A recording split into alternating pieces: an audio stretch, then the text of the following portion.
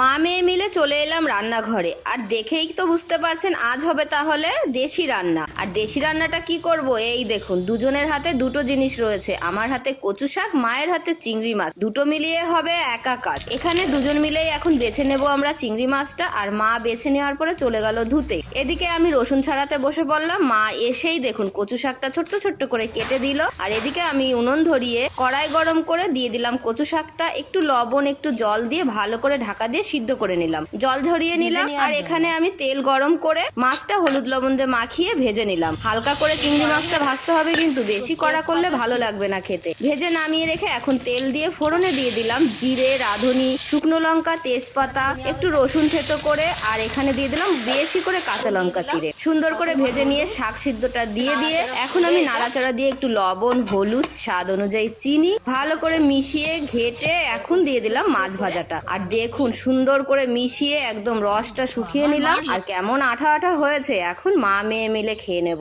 মা দিল খাইয়ে, আহ কি স্বাদ লাগলো।